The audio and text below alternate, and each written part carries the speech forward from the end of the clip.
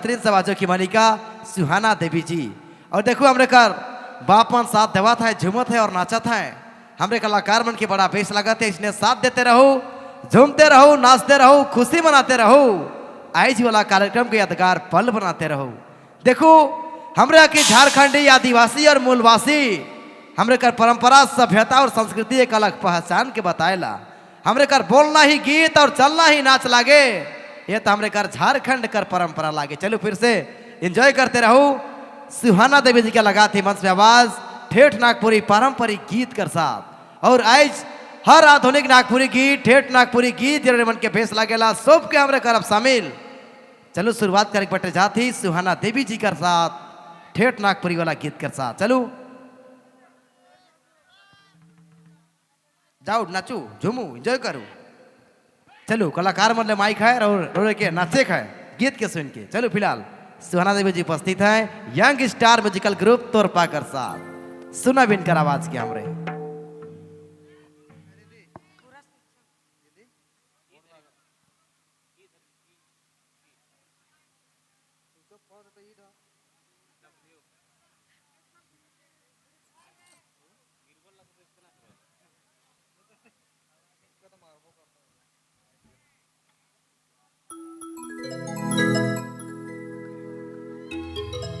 hello hello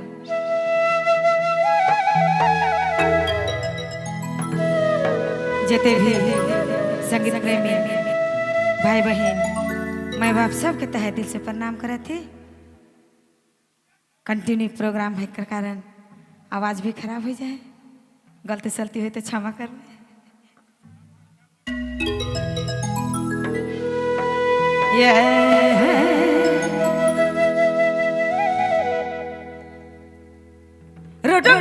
बजे बजे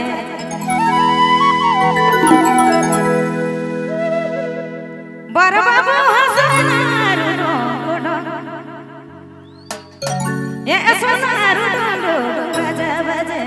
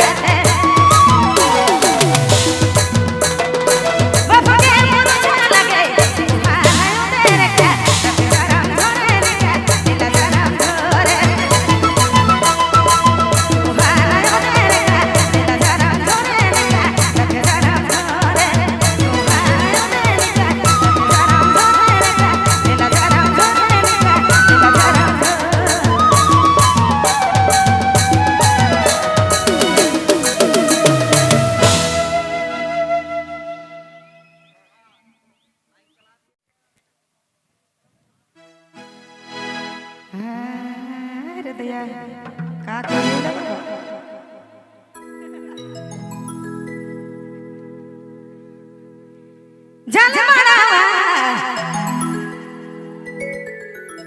जाले मनावा तहा बैठा है दरिया भदरी भदरी नवा है हाय